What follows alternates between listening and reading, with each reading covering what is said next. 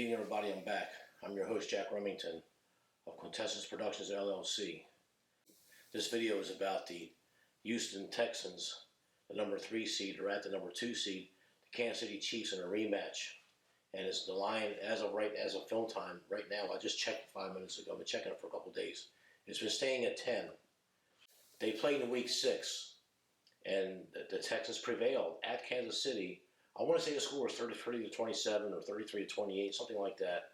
I know that in the first quarter, Mahomes was on fire, and they just moved right down the field, and they were up. Next thing you know, they're up like 14-0 or some ridiculous score, and Texas couldn't do squat. A little while later, it was 17-3, Kansas City, and they got the ball right around midfield. Mahomes throws some kind of wily ball up, and there was 2 Texans, and then the Kansas City guy. And the Texans on the other side caught the ball for an interception, but they called pass interference on the Houston Texans guy. From what I can remember, what everybody's talking about, they picked up the flag because the ball wasn't catchable as far as the Kansas City receiver and the first Houston defender couldn't catch the ball. Only that rogue second Texan defender was actually had a chance to catch the ball. That's what they ruled, as far as I know. And so now they stopped it. But the Texans got the ball, moved right down the field. They scored, make it 17-10, made it a game again. One thing leads to another in the second half, and you can see the Texans gaining some strength. And they didn't have J.J. Watt. They didn't have a couple other defensive players that they got back now.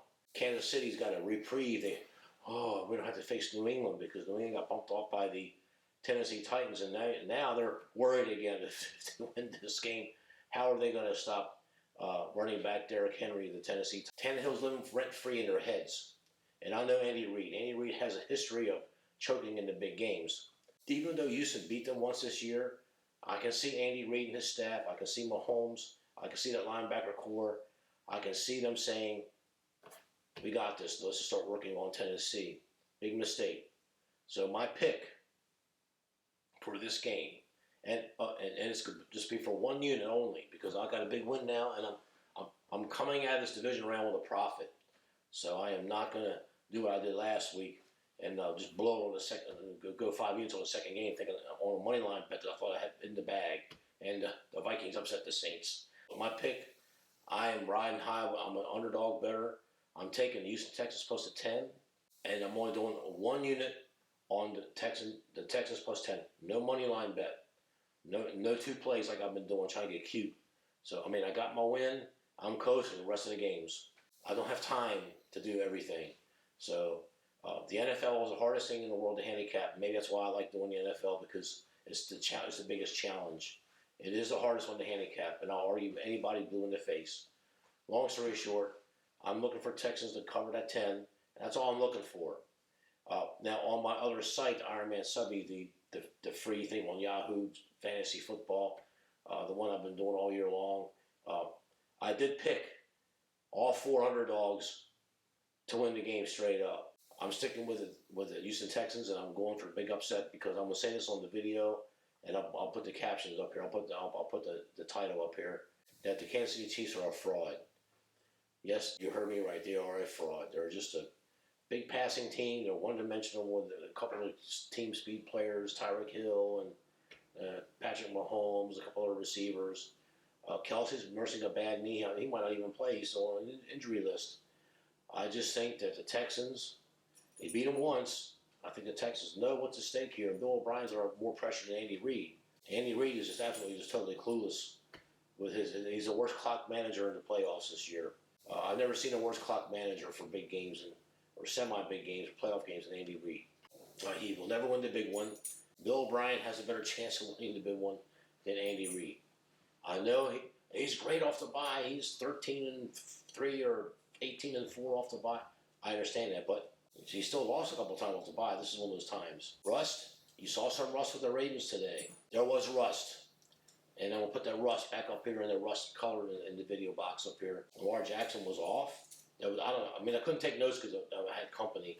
But I counted 5 drop balls that the Ravens had in their hands, and they dropped it. That's rust. Okay, that's Harbaugh's fault for not playing his players all the way through like Bill Belichick does. Vrabel, they have to keep playing. They're a wild card team. This is my daughter's dog. But long story short, you're going to see some rust tomorrow. on the Kansas City side. You won't see much rust on Houston. They played last week. And I hope you people pay attention to some of the tidbits I'm giving away here, because people charge for this information. People don't give this information out about how about the half times, what to look for. I know it's at the very higher level, but still, these guys, they're good, very good at what they do. They charge and they win more than they lose. That's why they're still in business. If they started losing more than they were winning, they would have to pump gas or deal poker in Vegas card room or something. They have to do something else. Kansas City is a fraud because their defense has played good the last 6 weeks. Who have they beat the last 6 weeks? They beat the Denver Broncos, can't move the ball. They beat the Chicago Bears, they can't move the ball. They beat New England Patriots, couldn't move the ball.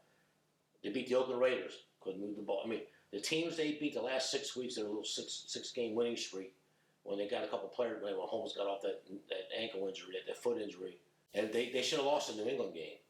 And everybody watches this video that knows Kansas City, knows that game. They know that they had a minimum of 10 points called back on them that would have decided the game. And I mean, I watched this game and just couldn't believe how bad it was.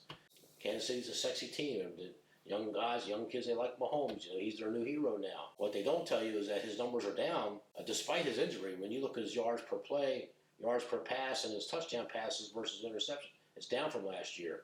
Why is it? Because teams got tape on him now.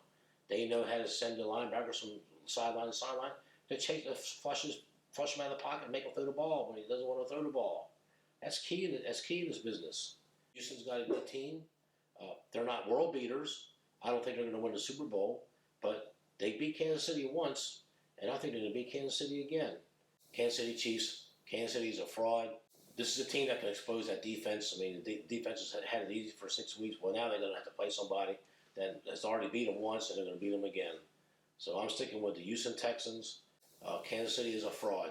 They're a one-trick pony with Mahomes to the riders, the speedsters on the team, couple speedsters. They got nothing else. Andy Reid, he's just never going to win the big one.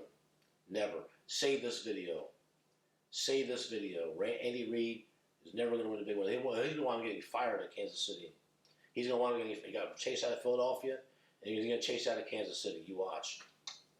I've been there and done it. I've seen it all. So thank you if you stuck with me this long. And my next video is the Seattle Seahawks and Green Bay Packers. Thank you. Have a good day.